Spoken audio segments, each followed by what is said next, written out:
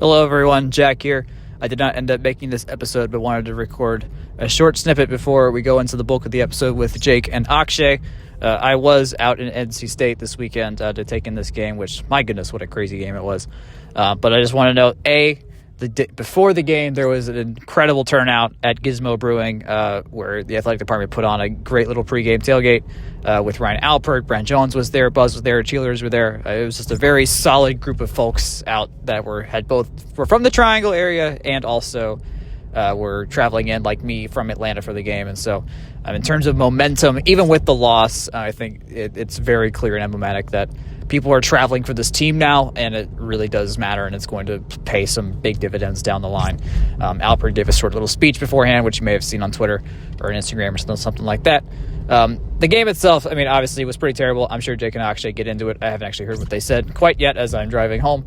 But the main thing I want to point out is, us at the press box it was quite obvious the defense just had nothing that night, and Brent Key intimated as much in the press conference. In terms of what changes come later, we'll see. Last time we had a game like this, Andrew Thacker was no longer a defensive coordinator when that happened against Bowling Green. I don't think we'll go this far with Blake Gideon, of course, but there is also a mix of scheme obviously has been over time this season. Bend but don't break has been the motto. There was just straight breakage this week and not exactly a lot of bend going on. But I think in terms of the personnel there and available and the kinds of defense they have to play with what they have is already pretty limiting, and our schedule has benefited to play teams that aren't good enough to necessarily take advantage of our defensive liabilities. NC State was obviously one of those teams, and CJ Bailey, of course, last year also almost beat us. It took Aaron Philo to have his crazy run into the end zone with a minute to go to actually get us to beat them. This year, we had the horses to beat them in terms of in the air and on the ground, but it just you can't be kicking field goals in the red zone. Like, that's just not an option in a game like that, and that's what ended up happening. Haynes King intimated as much in his press conference as well. Overall, though, if you ever get a chance to go to Raleigh for a game, it's fun. They got a very, very strong crowd out there for a stadium that isn't on their campus. Carter Finley Stadium is next to the Lenovo Center, which is where the Carolina Hurricanes play in the NHL. So it's actually, for a stadium that's not on campus, it's still pretty good. Lovely turnout. It was full. They did storm the field against us, which is not fun, and I did not post any pictures because we don't need that in the atmosphere of teams beating us like that. Not sure when the last time we stormed the field and we had a field stormed against us in the same year, but that's very much a rarity, and so crazy things afoot in that regard. One note on volleyball, we had a really good weekend. We beat Virginia 3-2, which was kind of dicey, but we're down a lot of players. Virginia's been getting better, and then we beat Virginia Tech very handedly today, who is not a good team at all for the most part. Big weekend, of course, coming up in terms of just like having in terms of just rest. Like, the team is getting a chance to take a breather. This was their fourth game in a row. I think there are some signs that when this team has to play a fourth or fifth game in a row, things start to break. We saw that last year against Louisville. We saw that this year against Wake Forest as well in our fifth game of the year. And now this was our fourth game in a row this season, and our offense was fine. Don't get me wrong, 500 yards of offense. I'm sure they talk about this later. That's incredible. But eventually you just kind of run out of gas or something. I don't know. I'm not that level of an expert to know, but certainly there is an element of they weren't fully ready to play NC State on the defensive side of the ball, and that is not going to win us the conference championship. We are not out of the conference championship. That's a big thing to note. I want that to be on top of everyone's mind going into this episode, is that we are not out of this. The playoff is still a possibility.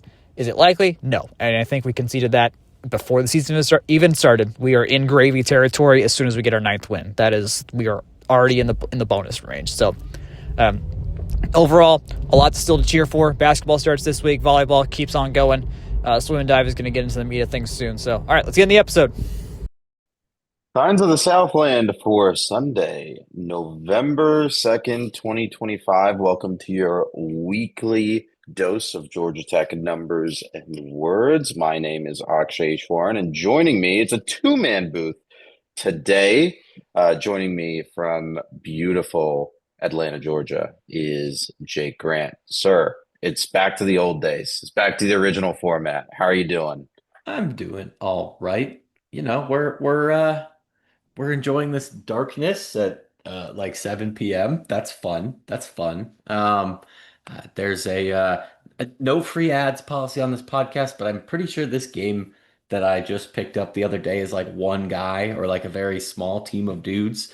So I've been trying to rebuild Marta on Subway Builder. So that's been an interesting project. Nice little simulator situation going on there. It's perfect for kind of drizzly evening. Something warm for dinner and then kind of just chilling. I don't know. None of the late afternoon NFL games were really, calling my name. So we make do. To be fair, none of the early afternoon NFL games were calling my name. The Falcons decided to miss an extra point and then get an intentional grounding penalty to Oh, lose the game. super You duper. know, it's fun to find like new ways to lose football games. Like it's innovative. Hey, that's what keeps you on your toes, right? But I will say, an age-old way to lose a football game is to never get a single defensive stop in the entire game, We other we than got. one punt. Other I was than gonna say punt. One punt is the difference, and also 12 points are the difference between 9-0 and 8-1 as Georgia Tech football falls in Raleigh to NC State. Oh boy. Okay. The Band-Aid has come off. The magical run is not over, right? This is still the best season in 10 years, if not more. But it is certainly some of the particulars have changed. As our resident vibes guy, what are your vibes yeah. I heading into mean, today?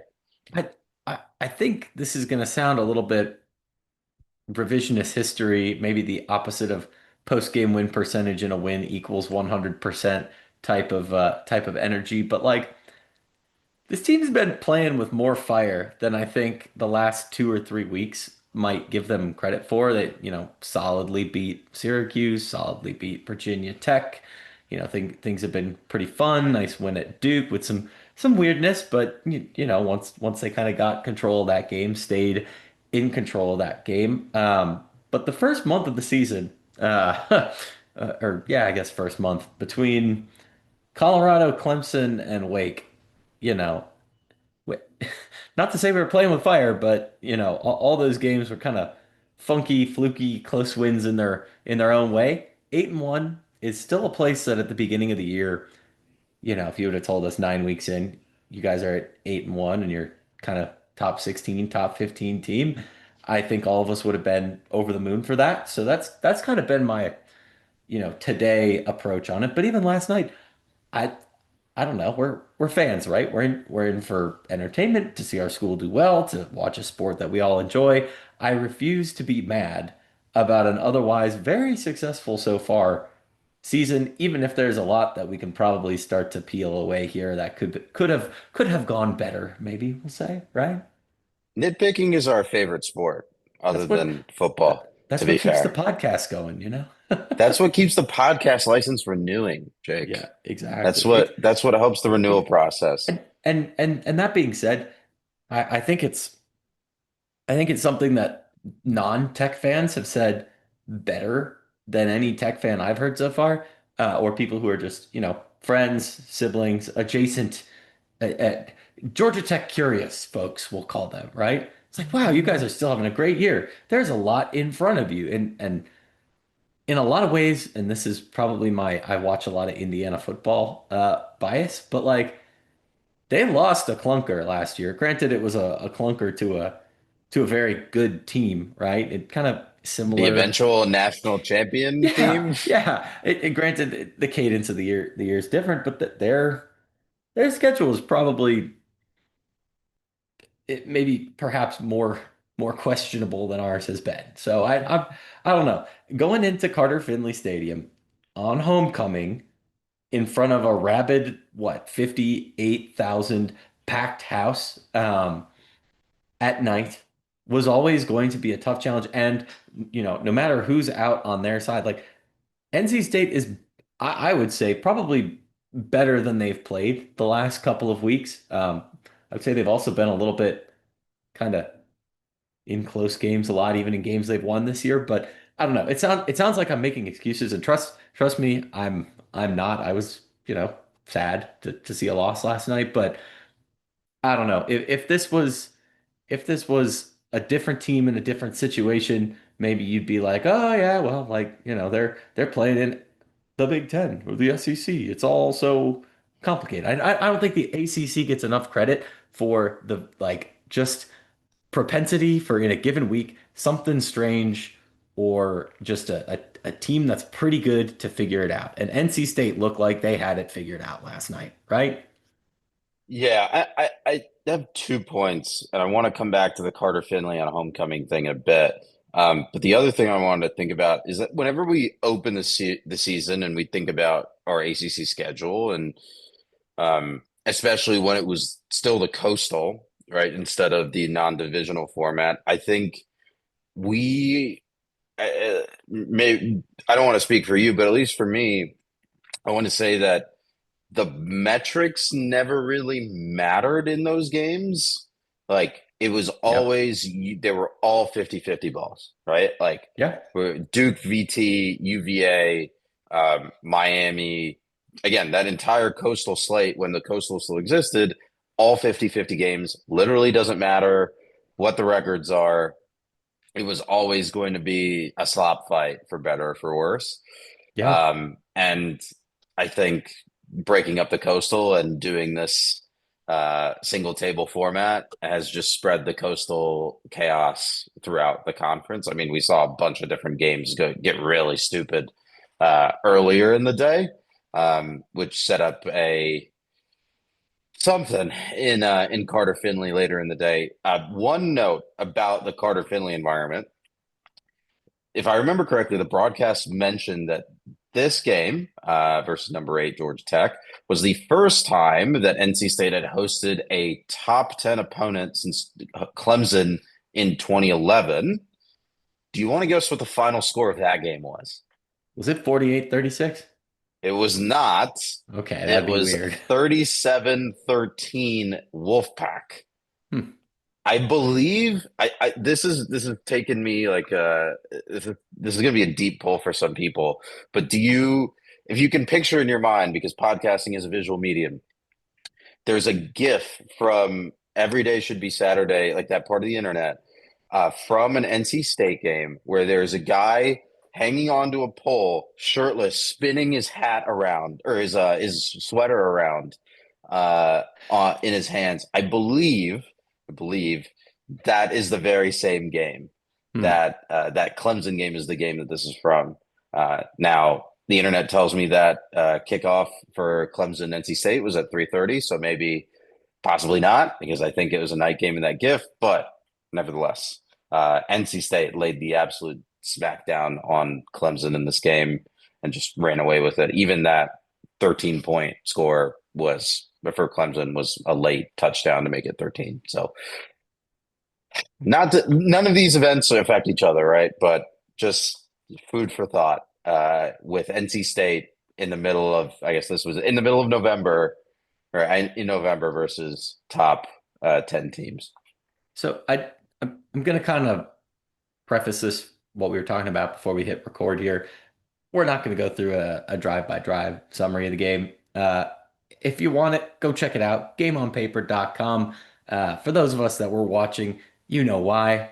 600 yards of offense and 48 points is not a fun item to circle back around on. But I think if I am going to say something from, GameOnPaper.com and whatnot, I think it's really telling, Akshay, just how many of our team stats are. For those that don't go on Game on Paper, purple is bad, green is good in the shading department.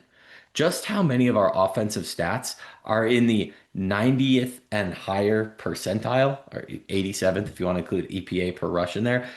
This was an offense that was really pretty effective outside of one or two fourth down decisions, getting stuffed on the goal line. I thought Haynes was over, just saying. Um, this is an offense that really was clicking most of the game. You're settling for field goals or, getting one kind of just pushed wide, but It really was not, and any means, at least from what I could see, any issue with offensive play calling, at least on that side of the ball. I agree with that. I think I saw a little bit of discussion both in our writers' room and online about the validity of relying on Haynes King as your primary offensive weapon. Um, the nerd and the tactics guy in me thinks, yeah, that's probably a bad idea, right? If you can take away one guy, you take away the entire offense defensively. However,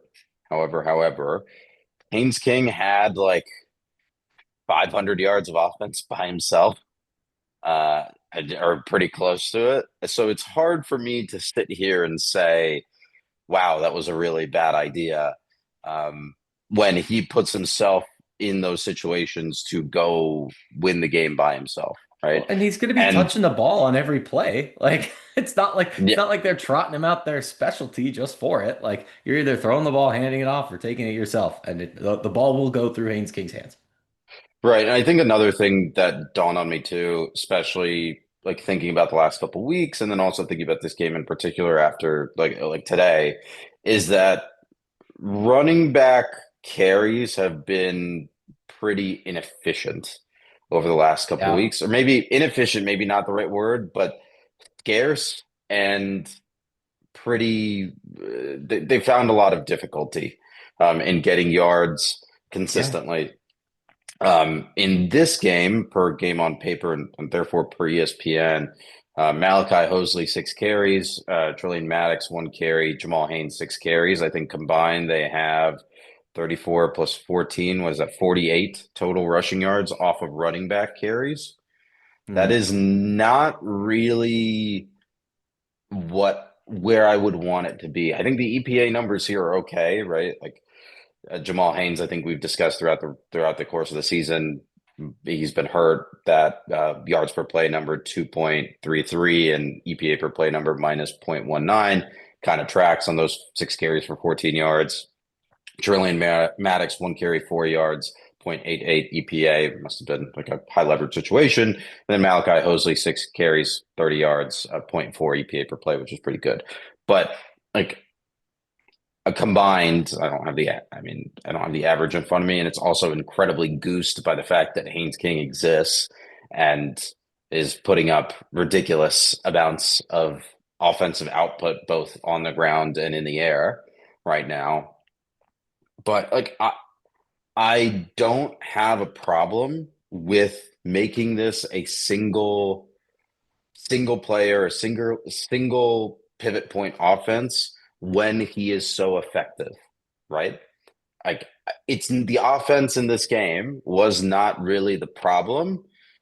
I think there were offensive line issues, certainly on certain rushes, but Yeah. the offense was not really at all the problem in this game. Well, and you got to play him while you have him. There's really no sense in not using your best playmaker to, run your offense through, especially when he touches the ball on every play, right? That's my thought. He's experienced, he's talented, he's gonna do his darnest to, get out there and win. Honestly, if I have more commentary, and I think this is again plainly obvious to anyone who watched the game, it's going to be related to the defense. But I do know that you wanted to talk about a couple fourth and go, fourth and kick type situations. So let's maybe touch on that. Well, I don't know. I think the for me the big story in this game is defense, right? Like I think Yeah, we can sit and talk about the marginal decisions here, but like you cannot allow nearly 600 yards and expect to win games. You cannot allow 8.7 yards per play. You cannot allow 0.43 EPA per play and expect to win games, right? Like this hmm is it's pretty ridiculous. Yeah, And it is. it's I think that the thing I have written in our shot sheet, and again, you're going to have to imagine this because podcasting is a visual medium. Um, if you've ever seen that meme, that who would win meme of like hydrogen bomb versus coughing baby, that it was CJ Bailey versus this defense in this game, and also I have to give some credit to Will Wilson and Jaden Scott as well, who are really carrying the lumber on the ground, especially when CJ Bailey got injured heading into the half and wasn't able to move I think on one of his ankles. And they just were able to really run the center of Tech's defense and then also the 15-yard gaps in the zones ragged. It was If they can hold ridiculous. on to Bailey, their fan base is going to be talking about him like people talk about Haynes King or Justin Thomas. Like that And so was the broadcast. that seems like every broadcast likes the other team more than us except for Haynes King. But that's called being a fan of a team, right? And anything that Yeah. somebody says nice about the guys on the other side of the field, you're gonna be like, I will say ooh. I'm not gonna I'm never gonna sit here and knock a broadcast for talking about CJ Bailey, considering or talking He about was an opposing great. quarterback when he had the performance that he had. I mean, we're He was talking about awesome. I'm not gonna shy away from saying that. He was great. 340 yards, right? 340 Yeah. yards just in the air, 41 on the ground. Only took one sack. He was not. He was. I think at one point I quipped to another group chat. He has enough time to make a full stack of pancakes back there, and maybe Well, two. Like he is. He is. Tech was struggling to get pressure on him, and then when they did get pressure on him, he would squeeze out of the pocket and then find someone wide open 15 yards down the field consistently. Every single time he came out of the pocket and got hurried, there was someone open at the 15-yard mark. And I think, like the 7 to 15-yard mark, really. And I think this is something that we've touched on a couple weeks now, uh, where we've said, as I think, especially in after that Duke game, where we said, look, like this defense struggles to defend in zone. And in this game, nothing was working. It did not yeah. matter whether it was zone, whether it was man, whether you had safety coverage, whether you didn't have safety coverage. CJ Bailey was electric at finding spaces to put balls to make his Well, receivers shine. he had some wide open receipt, like 3rd and 20, guy just miles around open way down And the it's a field. it's a near sack twice on Yep. that 3rd and 20 that you're Well, thinking of. and you could take a couple quips, I would say, with a couple of the lines that we've taken to try and get to him. But all in all, I don't think there was a ton of pressure in general, or at least not kind of in a forced havoc, getting him scrambling kind of way, because they were quick at getting the ball out too. Like it was a combination of, yeah, they hit the big plays, they took advantage of the broken plays, and on plays where they were just okay, we're going to execute a lot of effective runs and a lot of short passes. That said, I can talk about angles, I can talk about coverage, and I'm not going to be that wise. But one thing I can identify is tackling. And on every single play, 0 yard rushes were turning into 2 yard rushes, and 2 yard rushes were turning into 5 yard rushes because they were really good at falling forward. I don't know how much of this is them v us, but based on how their lines looked, I think they probably place a pretty good emphasis on, muscling people out, which good on, Dave Dorian and his staff, but they were getting those 2, 3, 4 extra yards, and that's the difference between moving along at a good clip and not, like that, and that there's the quickness piece and also just the effectiveness piece. They were making quick plays last fast, and I don't know. This is also maybe a related, but one thing that I've noticed kind of just watching some of these away games on TV. Holy cow! The actual game part of the game felt like it was flying by, and I know that's because they were, doing a lot of running in which they grabbed those extra yards, and we were too. But God, I don't know. Felt like they had the ball a lot. Felt like that time passed very fast, and felt like they were just ruthlessly effective on offense. So Yeah, I will also say, speaking of the game itself, the camera work in this game was atrocious, especially in the first half. I think there was one play where Tech was putting the ball in the end zone. I think it's on that in the drive where Tech got stuffed at the goal line. Um, Yeah. the Tech put the ball in the end zone. There was a defensive holding call in the end zone, and the camera was just focused on Haynes King the entire time. Which Hmm. cool, Buddy's was in the Heisman consideration. He's like one of the big surprise stars of this football season. Cool, but like it's not a movie. It's a football game. Maybe use the wide angle camera on that one, buddy. I don't know. Oh, I'm there not was a a couple director. passes where I got completely duped. I was like, I can't even hardly tell where it's going. Shame on me, maybe, but like, I don't know. Yeah, it was ridiculous. Kind of a I weird think angle too, but I don't know. it's a weird high center angle. Felt not quite Cameron Indoor, but definitely in the Cameron Indoor school of camera angles, if that makes sense. Yeah, it like Duke's was similar. Duke's was weird, and I think that Duke one has moved a couple times, so it's always thrown me off. Yeah. The other thing I wanted to say just on this is like I know that we have discussed, and maybe I've seen this a couple times online as well, is like the reason that this defense has struggled, especially in zone, is that sometimes you just don't have the dudes. Um, I get it. I empathize. However, like you have to play with the cards in front of you, right? Like you get dealt a hand and you have to do something with that and figure out the optimal solution with that. And it is pretty unacceptable. This performance was pretty unacceptable in that regard. Like guys are just not in the right position, lots of blown coverages, like situations where there were no defenders on the side that the ball went to after like during the course of the play, like again like you mentioned, like scrambles that end in like 30-40 yard gains because there are no defenders within 10 yards of where the receiver catches the ball. It's pretty unacceptable.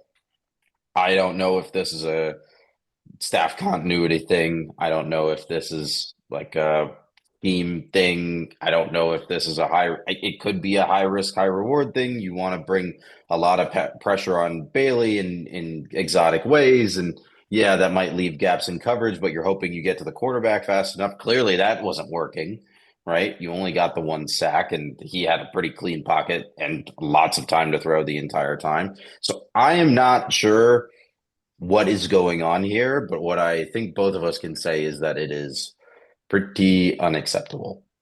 Yeah, I would call it not ideal. And Yeah. I think I was one of the ones who did make the continuity points, at least when we were chatting earlier. Um, Three coordinators, 3 years, but you're totally right too. You're playing the hands you got, right? You're going to have an effect of DC turnover and whatnot on recruiting. I'm sure it just is natural, right? You want to build a relationship with somebody and go to a school to play for a coach and whatnot. But on some level, like there's depth for a reason. Let's see how the youths look or something. There's you got to think somebody somewhere can you know Hey, I'm it, just it's a big I building, right? I don't know. maybe I don't know. I am I And that's where all again this is tricky, nebulous, and weird, right? We're Sunday afternoon quarterbacking it to some extent. So, instead of Monday morning backup puntering. sure. Oh, that's a reference. That's a deep cut reference for some of you people. I hope someone messages us about that. The last bit of this game that I wanted to focus on, you mentioned earlier, is those fourth down decisions from Brent Key. This has been longtime listeners will know that this has been a hobby horse of mine for many years at this point. Um, but I think there were three decisions that I felt were really a disservice, and one of them ended in Haynes King screaming at his coaching staff coming off of the field, like very visibly screaming at, like on the TV camera, screaming at the coaching staff, asking them why he was coming off of the field. The first one, that final drive of the final Tech drive of the first half, Tech has a 4th and 7 at NC State's 37, and Tech chooses to attempt a 54-yard field goal instead of attempting a 4th and 7 conversion. This drive, I went back and looked at the drive chart on this one while we were prepping. They were able to get pretty consistent 13, 10, 7, 5, like pretty consistent. Yeah, I know I went down in terms of numbers there, but like pretty consistent chunk yards.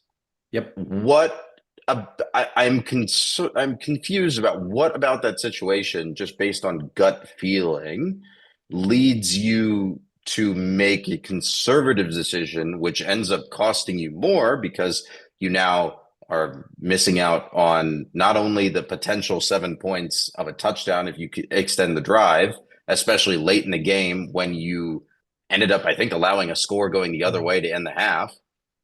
You allowed a field goal to end the half. You missed the field goal and then allowed the score. It was a 6-point swing, right? Yeah. Or whatever. I don't know. It's late on a Sunday, but the 4th down bot that you used from Jared Lee had a go here, attempted a conversion at a plus 5% win probability edge, which is pretty sizable. I mean, we call anything above 1.5% edge strong. So something right around 5% is a pretty glaring miss to me. The second one that I have is in the middle of the third quarter. And this is, I think, what caused Haynes King to go nuclear on his coaching staff, because this is where Tech gets stuffed at the goal line. 3 consecutive plays, and then at the 6-inch line, right after the ACC booth doesn't review whether Haynes King broke the play or not, they false start. I thought he got They there. false start, and now it's a 4th and it's a 4th and 6, 4th and goal instead of a 4th and 6 inches, 4th and goal. Our bot, again from Jared Lee, had a plus 3.3% edge. Tech attempted a field goal and got the 3 points. Again, chunk plays. You have been able to consistently get chunk plays on this drive. You have been able to consistently get chunk plays in this game. It is a shootout. So why are you turtling when you know your offense can get these yards? You know you have a schematic and talent advantage offensively. Why are we doing this? Why are we doing this? The last one. Sorry, go ahead. I was going to say, once you get to the last one, I want to wrap this all with a nice little bow for you. Perfect, because the last one I think is not, to be fair, I don't think the last one is as egregious by the bot, but it's more of a personal grievance for me. This is a 4th and 7 at the NC State 12. Right on the Tech drive immediately after this, by the way. There's about 5 minutes left in the third quarter. Tech goes for a field goal. It's a 29-yard field goal. The bot actually had this as a toss-up. The edge was right around 1% for go. Here's my problem. Personally, any field goal under 30 yards, if you attempt a field goal under 30 yards, you have made a mistake somewhere in your process. I believe that pretty strongly. Unless it's like a 4th and 20 from the, I don't know, you can't really have a 4th and 20, but like a 4th and goal from the 20 or something, right? Like if something is completely ridiculous, yeah, maybe I get it. But like a 4th and 7 at the 12, again, you have been nailing chunk plays. This drive started with a blown coverage from NC State where the safety missed an assignment, and Eric Rivers streaked across the middle of the field on a post route for a 68-yard completion. Like, how are you not confident in your offense, and how do you turtle in these situations in a game where you have not been able to defense your way out of a paper bag, right? Like, it is ridiculous that you're leaving these points on the table. And I think it's not just like, yes, 90% of this game is on the defensive performance. I would argue 95% of this game is on the defensive performance. But these situations where the Tech's offense was not able to stay on the field, not able to continue drives, and they took 3 instead of a potential 7, especially in one case where they missed the 3 because it was a 54-yard field goal, and college kickers aren't as good as NFL kickers who now make 50-plus field goals at a shocking clip, including like a 68 yarder today. Anyway, like it's ridiculous. You're costing yourself wins. I really believe that you are costing yourself wins by continuing to do this kind of thing. I think sure under 30, I can agree, but I don't know. Aiden Burr's really good. He's got a great leg. Expecting him to make every 54-yard kick, if you're somebody out there being like, oh, you missed the kick. No way. That's really hard. Like I don't know. Maybe you get a little bit further down the field and it turns into a touchdown. Maybe you kick a shorter field goal, blah, blah, blah. Let's call that 3 points to be conservative. Fourth and goal. I think Haynes was in. It's a goal line play. You draw something up that gets you 6. Let's call that 1, 2, 3, 4. That's a touchdown worth of points right there. And to your point, let's just say, you go for it on the third point that you're looking at, and you get between that or the one that was a miss, you get a grand total of 7 points just for the sake of this exercise. That's 10 points right there. 11, actually. We lost by 12. They went for 2 and didn't get it late. That's kind of your margin right there. But then again, it's also to the point of, to your point, you get one more defensive stop and maybe the game looks different. We can talk about how, maybe there should have been a fumble on a drive, and I think that wound up turning into a wackadoo touchdown for NC State too. But that's not really something you can rely on, right? That is putting the game in other hands. Great to try and force a fumble or something like that, but at the end of the day, you get one stop, and that's when what I see from your list of 3 plays is actually consistency. Like if you're managing to win a game a certain way, I don't I don't super mind that, right? Again, that's the difference between a Monday morning backup punter, to your point from before, versus an actual coach. I see consistency here, and you can if and or but it 5 ways to Sunday, but I don't know. It's interesting. It's certainly interesting, and I'm going to say this again more for myself to hear it, because I said it a couple weeks ago.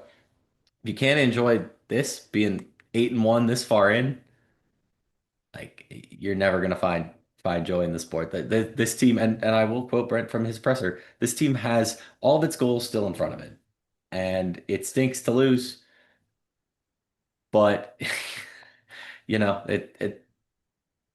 it's a bye week. You get Boston College, you get Pitt, you get the school out east. Like that's what's in front of them, right? And at the very least, they're going to a bowl. They're playing 4 more games. It's just a matter of if they're playing in Charlotte, they're playing in the playoff, if they're playing in a Pop-Tarts Bowl, or if they're, I don't know, going back to Birmingham or something, right? This is Oh, don't do that. This is another thing that I thought of this morning while what? I was thinking about this game. So in 2014, you don't make the playoff, but you're the best ACC team that's left on the board. You go to Miami to play the Orange Bowl, right? Yeah. The Orange Bowl is now a quarterfinal. You don't even get that anymore. You go to probably Pop-Tarts Charlotte to Bowl play the Pop Tarts Bowl, or or you go Belk. to like Birmingham or whatever, right? It's but your That point, like, my annoyance with that I aside, I don't think your think I point don't is think my point salient. changes at all there, because if No, I agree. if you're going to the Pop Tarts Bowl in this scenario, you would have been going to the Pop Tarts Bowl in that scenario, because it's a 12-team playoff. There's 6 high tier bowls involved in the system. I don't think the calculus changes nearly at all. So I don't know. Anyway, we should just Again, go back to the BCS. I've there's always said this. sure, I believe you. I don't know. I It's feel gonna like I've been be all over the board with this, right? Like you can be disappointed, frustrated, happy, appreciative. There's so many adjectives, and we're not going to police how you feel. We're just going to try and say what happened. So Yeah, I think like there's gonna be there's like a wide spectrum of reaction to this game from like extreme disappointment to I think some people there's like an element of relief. Like finally the yeah, band-aid has been ripped off. Like there's no more pressure to maintain that record. There's disappointment obviously in not achieving some of those like staying on the course to keep your own ACC championship playoff destiny in your own hands. Like all of that stinks, but to your point, like you have 8 wins. You are going to hopefully a high tier bowl game. This is the best quarterback performance in at least 25 years on campus. Like There there are a there lot are of only good things, there are and only there's still four 4 games undef left. I was gonna say, and there are only four undefeated teams left out there. I think it'd be unrealistic to be like, oh, we should be 9-0. What's going on? Granted, vaunted Indiana is at the top of that, but BYU, A&M, Indiana, and Ohio State, right? Isn't that the collection of undefeated Yeah. teams? Like this. I'll to sort of backdoor us into talking about the rest of the ACC since Tech is on a bye next week. Would you like to take a guess at who the luckiest team per SP Plus second order wins is? The Oh, that luckiest has to team be in the the Virginia nation. Cavaliers. It has It got to be the is Virginia Cavaliers. They it can't keep getting away with this. Their one loss is to a conference opponent, who we just lost to, by the way, but it doesn't count against them in the standings. Now it's like they're drinking crazy juice. Like they've lost to NC State, but they're undefeated in conference. I was confused before, but now I'm just like, of course it would go this way, you know? So just to paint that picture a little better, projected so second order wins. So based on post game win expectancy, Virginia is supposed to have 5.24 wins. They have 8. They are getting the benefit of 2.76 whole second order wins from just being an absolute nightmare for Bill Connolly and his stat sheets. I said this in a group chat a group chat yesterday before the game. I think there has been a lot of virtual ink spilt about Tech and its propensity to get away with it this season, for better or for worse. I'm not going to sit here and litigate that, but there has clearly not been enough spilt about not only Virginia, but also Georgia. Just you put Georgia pulling Uh, away late, and then Virginia just pulling something out of nothing. Like Cal had them basically dead to rights this weekend, right? And just eh, threw a pick on the last play of the I game. would not have called that dead to rights. If we're gonna talk about Virginia and their bamboozling streak of luckiness, the UNC game, the Yeah, Florida UNC is State probably a better game, example. I mean, they, I don't know. They've Louisville wasn't that game decided by like 1 point in overtime too? Like that's I don't know. It's big time. They can't keep getting away with that energy. But that being said, Cal had, I would say, some plenty of opportunities. Their quarterback is great, but definitely had some plays with a little too much zip on the ball, or maybe a couple plays with not enough zip to sound super reductive. But I don't know. Their It's fun schedule. to talk about ACC rival And Cal. let's talk about confusing Florida State. Did you see what they did to Wake Forest? Did they detonate on Wake Forest?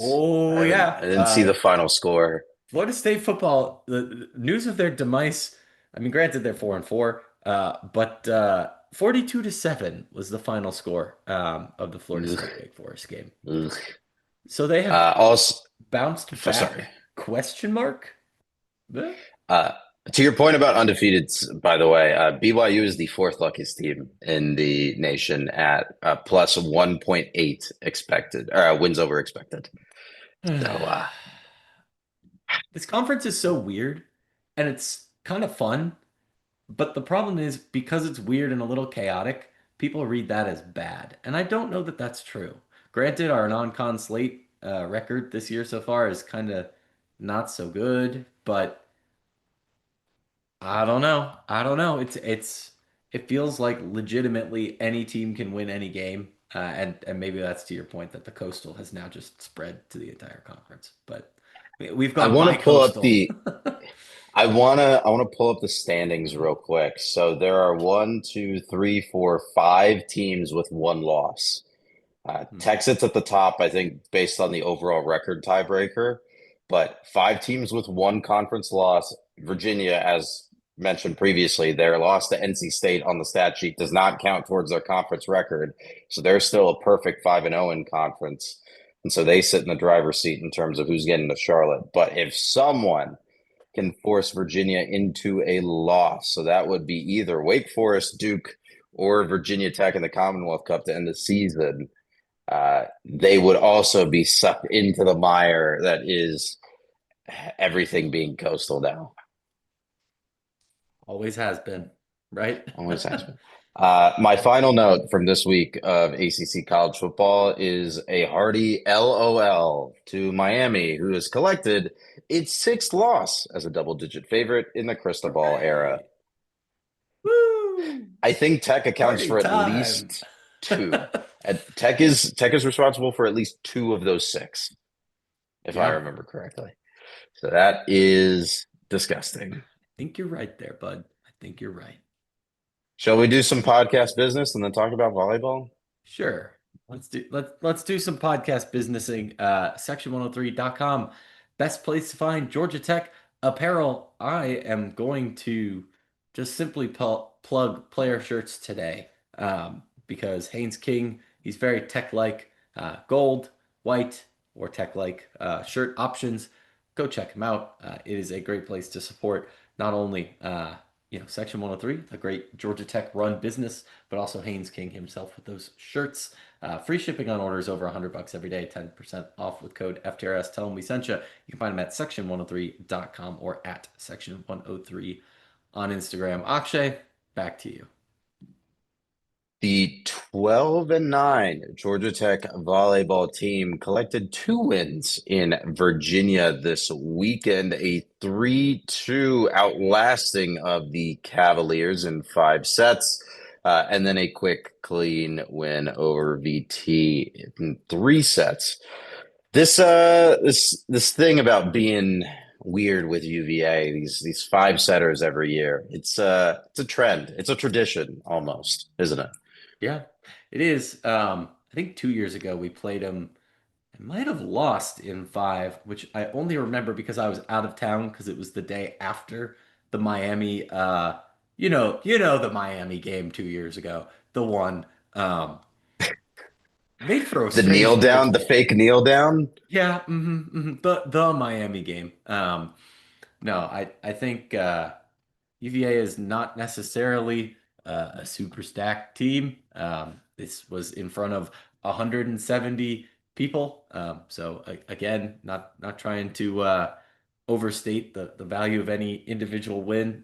Virginia's 10-11 coming out of that game.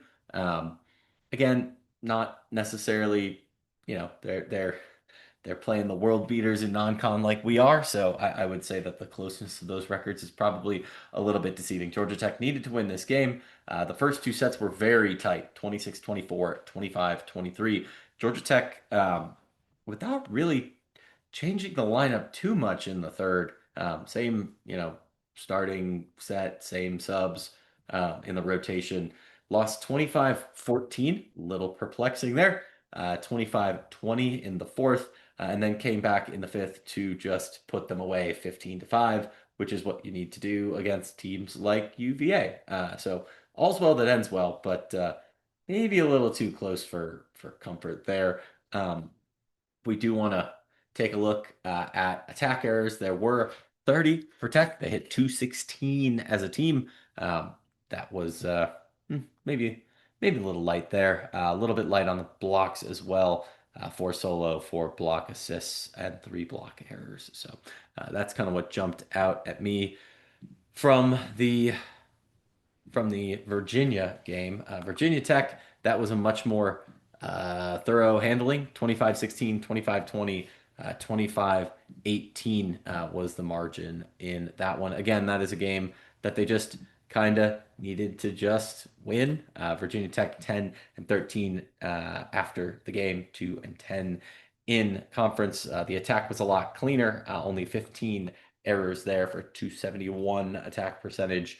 The block a little bit better there, fewer errors on that, and team total of 7. So pretty solid there. I guess that's only one more than Virginia, 7 versus 6, but Nicer to see a bigger number in a shorter number of sets. Again, in front of a pretty light crowd, 213 in attendance in Castle Coliseum, which is their basketball venue. So um, pretty pretty big space to fill there. But yeah, Tech played a little bit more with the lineup, I think, just in terms of seeing the little squares move around, but it also looks like it was a shorter lineup as well. So uh, took care of business, not necessarily meaning that they put in, you know, too much of a bench in the third set, but kind of just a nice handling of Virginia Tech. Tech's now got a little bit of space between them and the 500 line, which is good. These are the games that they really needed to stack. So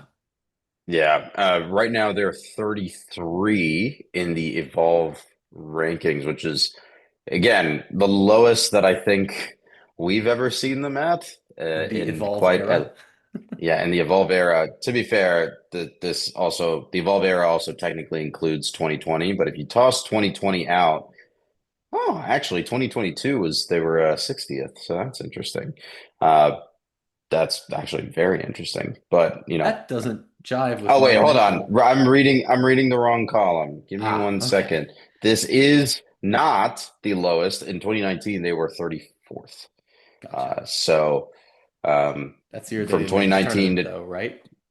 2019 is the year that they missed it Yep, because they won the because they went to NIBC the that year. NIBC and Hmm. then won the whole thing. So yeah, so I don't know what that says about the cut line in the NCAA tournament. I think we're starting to get close to where we should start running our sims. Uh, but we'll see. I don't know. Yeah. It's certainly been a fascinating season for this volleyball team, but now they're in the lighter part of the schedule before it ramps back up, and so they'll have their Northeast swing versus Boston College and Syracuse this coming weekend. Both those games will be on ACC Network Extra. A Friday tip at 7 p.m. versus And Boston College, and then a Sunday tip at Syracuse I at do want to 1 make p.m. one point on that 2019 team too. Not to say that this is necessarily a good thing, but this team also scheduled a lot harder and has more years of benefit of the doubt behind them. The 2019 team basically poured it all on late against a bunch of ACC opponents, some of whom were good and some of whom were less good.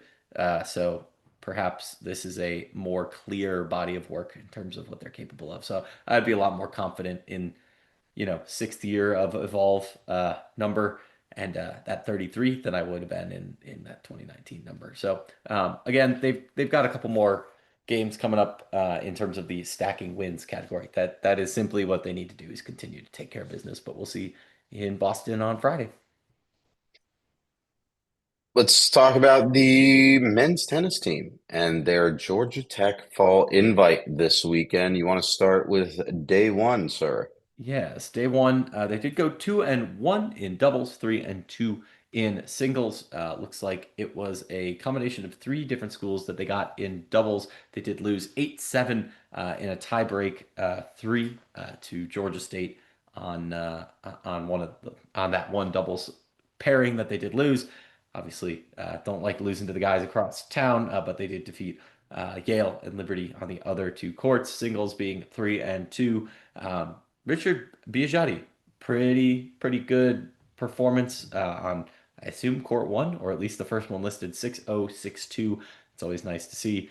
They did take singles losses to Georgia State and Liberty, but Hida Schoenmakers did defeat Callum Markovitz from Vandy in three sets, and Gianluca Carlini did defeat Roberto Ferreira Guimares from Mississippi State in three sets as well. So good to see a couple of power five wins there. Day two, 1-2 in doubles did lose to a Liberty pairing and an Old Miss pairing, beating Yale in the process, and then 3-2 in singles with two wins over Liberty, one over Georgia State, and two losses to Mississippi State. Day three was ongoing at the time of assembling this. Might be done now. I could probably give it a look, but I gotta say it's a lot of the same, right? It's pretty hard to draw, I would say, strong conclusions from fall tennis. I don't know. Maybe I need to brush up on some of these other teams, but you see a lot in one weekend. So it means there's a lot of names and numbers flying around there, right? We have to build some predictive models for college tennis. That's what this means. If you can build a predictive model for fall college tennis invites, I think that would be pretty darn impressive. So good We luck. should just ask Ethan. Surely he's got a computer in the back for this. Yes. Uh, Men's tennis will be back at ITA sectionals this coming weekend, and so will women's tennis. But last weekend were in Tuscaloosa, Alabama, for the Roberta Allison Fall Classic. Let's talk singles first. Yes. In terms of singles, they did schedule this more like a traditional draw. Georgia Tech brought four singles entries out. They all won in the first round. Olivia Carniero, Given Roach, Sebrit Dozer, and Eleni Carantali did defeat a variety of folks, including one from Bama, two from Tulane, and one from South Al. Second round, mixed bag, 2-2. Carantali and Carniero did win their matches.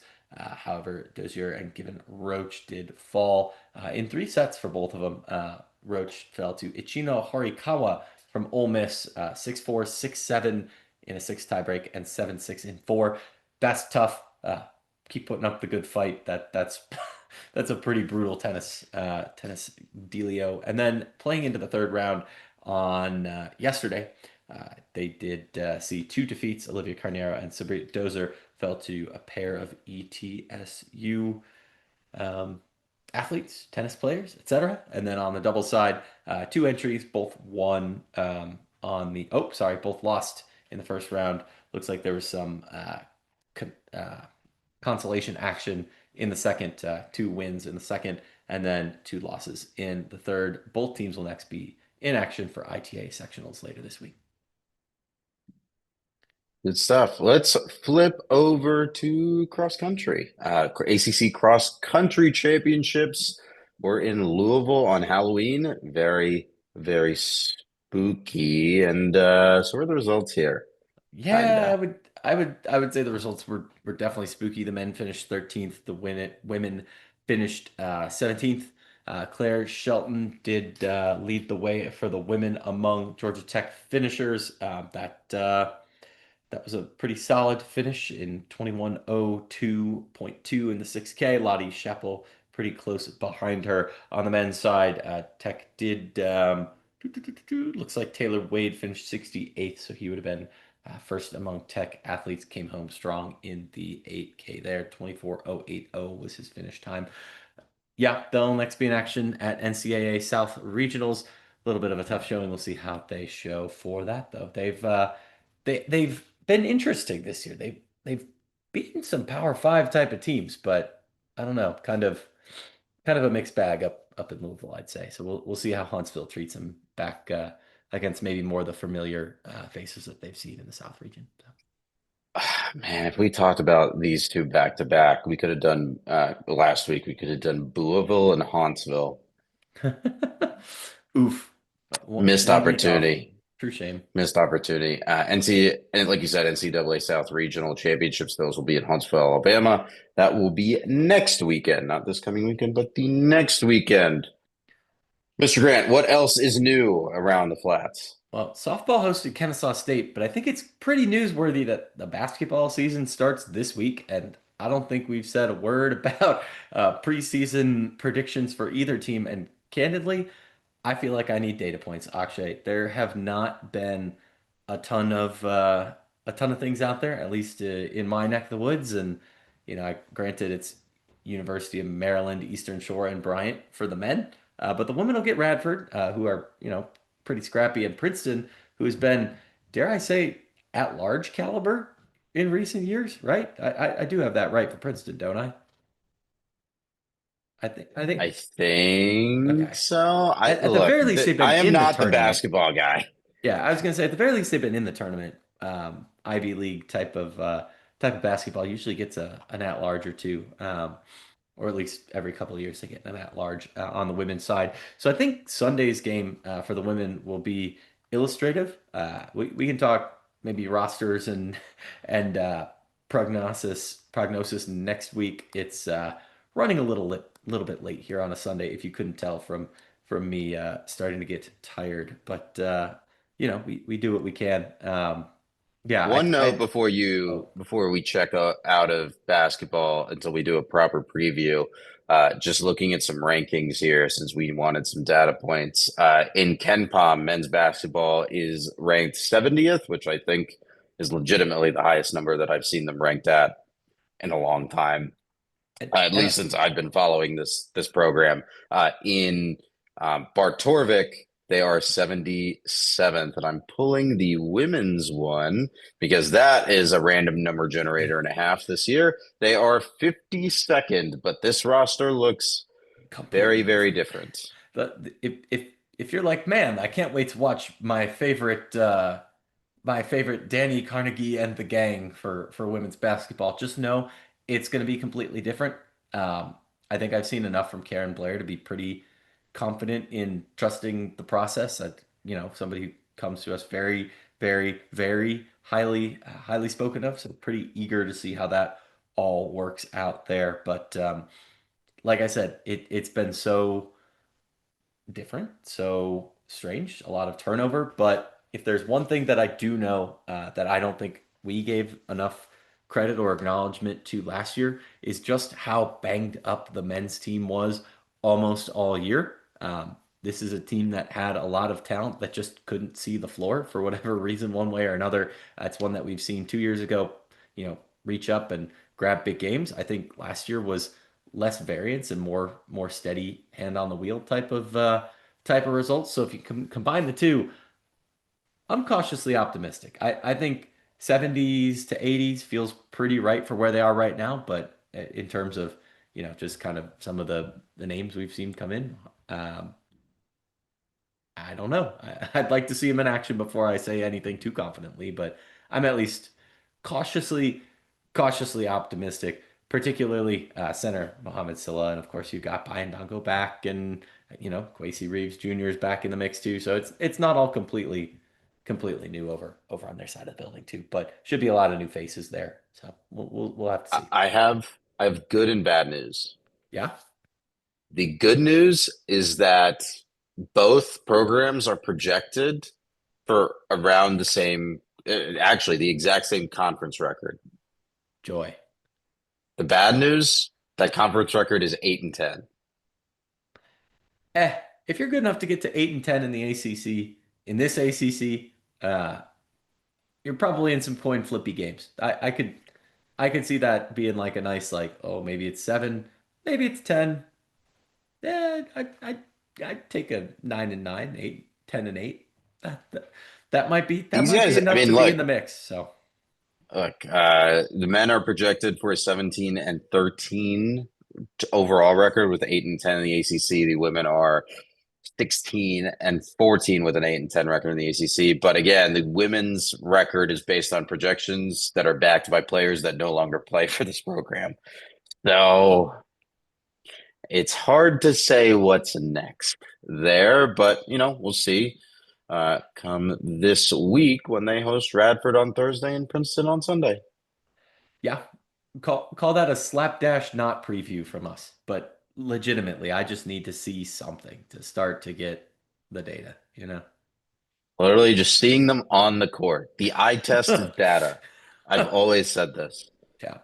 Um, man, we're gonna be in this spot, and if both these programs are looking decent, we're gonna be in this exact same spot with baseball and softball, just from how we are in life with all that's going on for the two of us. So expect the same deal in February, when softball sneaks up and surprises us in the first weekend in February. I'm just gonna warn everyone now. That's just how it's gonna go.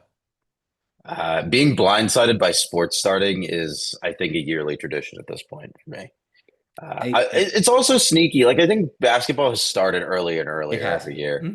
Well, Yeah. and So we have a great football team to be talking about. Volleyball's kind of right in the ship here. They're in at-large contention. There's a lot to be excited about at Georgia Tech. So, mhm. And with that, I think that is a wrap on this week's episode. Mr. Grant, do you want to take us out? Yeah, of course. As always, you can find our written words over at fromtherumbleseat.com. You can email us at fromtherumbleseat@gmail.com. Tell us what you like, what you don't. We'd love to hear from you. You can find us on Twitter at Blue Sky.